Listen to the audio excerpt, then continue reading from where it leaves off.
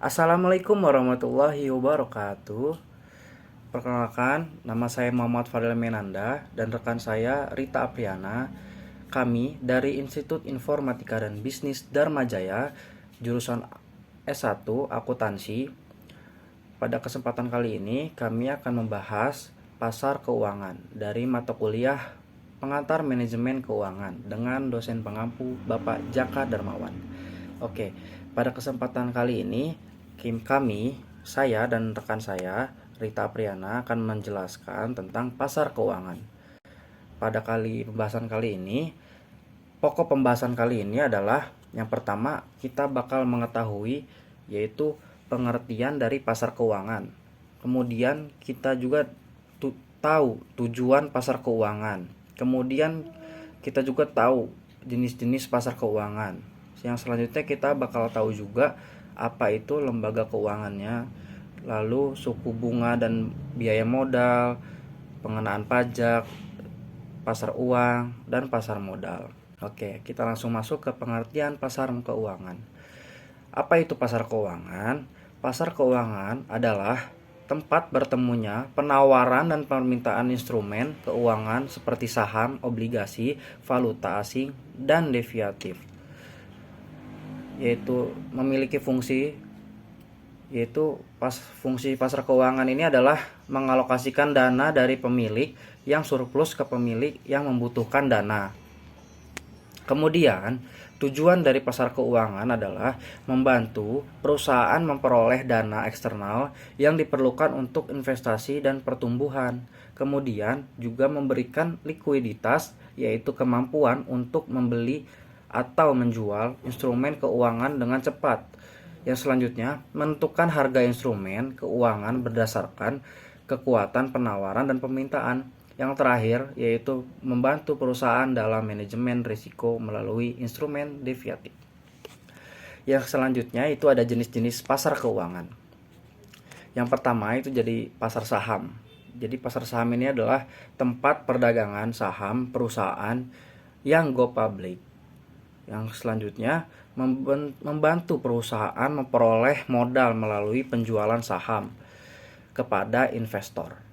Yang selanjutnya kita ada pasar obligasi, tempat perdagangan surat hutang jangka panjang perusahaan atau pemerintah yang kemudian membantu perusahaan atau pemerintah dalam memperoleh dana dengan menerbitkan obligasi kepada investor. Yang kemudian ada yang ketiga yaitu pasar valuta asing, tempat pelanggan mata uang asing membantu transaksi internasional dan kegiatan bisnis multinasional. Yang terakhir itu ada pasar derivatif, yaitu tempat pedagang kontrak berdasarkan aset lainnya. Contohnya adalah futures, option, dan swaps. Kemudian kita akan bahas lembaga keuangan. Yang pertama, lembaga keuangan ini dari bank. Lembaga keuangan terbesar dan paling terkenal, bank bertindak sebagai perantara antara penyimpanan dana dan pemberian pinjaman. Bank juga menawarkan produk seperti rekening, buku tabungan, rekening giro, pinjaman, kartu kredit, dan layanan perbankan digital. Yang selanjutnya itu ada asuransi. Jadi dari lembaga keuangan juga meliputi juga dari asuransi. Lembaga keuangan ini yang menyediakan perlindungan finansial terhadap resiko tertentu melalui polis asuransi. Perusahaan asuransi menawarkan berbagai jenis asuransi, termasuk asuransi jiwa, asuransi kesehatan, asuransi kendaraan bermotor, dan asuransi properti. Yang kemudian dana pensiun. Dana pensiun ini adalah lembaga keuangan yang mengelola dana pensiun bagi pekerja atau anggota yang ingin mengamankan keuangan mereka setelah pensiun.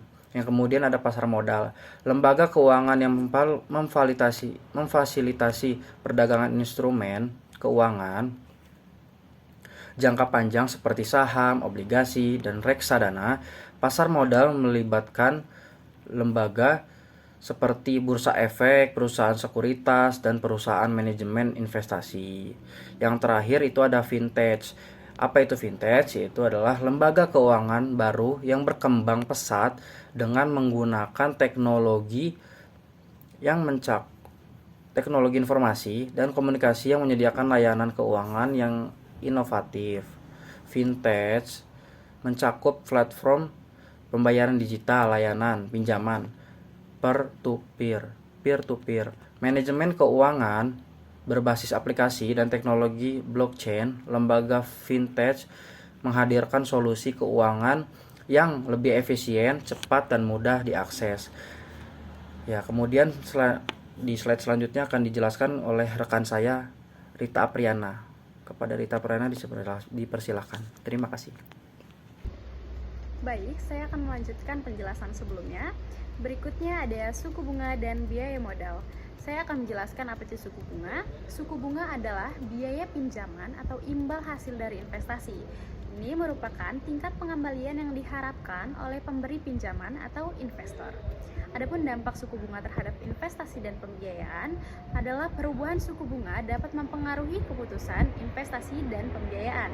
Suku bunga yang lebih tinggi dapat mengurangi minat untuk berinvestasi atau meminjam. Sementara itu, suku bunga yang lebih rendah dapat mendorong aktivitas ekonomi. Slide selanjutnya adalah pengenaan pajak. Pajak merupakan pemasukan pemerintah yang dikenakan pada transaksi keuangan dan penghasilan. Dalam pasar keuangan, pajak dapat mempengaruhi pengambilan keputusan investasi, dividen, dan capital gain. Adapun jenis pajak yang berlaku dalam pasar keuangan meliputi pajak pendapatan, pajak capital gain, dan pajak bunga. Pajak tersebut mempengaruhi pengambilan keputusan dan keuntungan yang diperoleh dari instrumen keuangan. Slide berikutnya yaitu pasar uang. Adapun definisi dari pasar uang sendiri adalah tempat di mana instrumen keuangan dengan jangka waktu pendek diperdagangkan. Ini termasuk sertifikat deposito, surat berharga, pasar uang, dan pinjaman antar bank. Adapun instrumen keuangan yang diperdagangkan di pasar uang digunakan untuk memenuhi kebutuhan likuiditas jangka pendek seperti membiayai operasional perusahaan. Contoh instrumen keuangan pasar uang meliputi treasury bill, commercial paper, dan deposito berjangka. Yaitu pasar modal. Pasar modal adalah tempat di mana instrumen keuangan dengan jangka waktu panjang diperdagangkan. Ini mencakup pasar saham di pasar obligasi. Adapun jenis-jenis pasar modal seperti pasar saham dan pasar obligasi, yaitu pasar saham adalah tempat di mana saham perusahaan diperdagangkan, sementara pasar obligasi adalah tempat di mana obligasi atau surat utang diperdagangkan.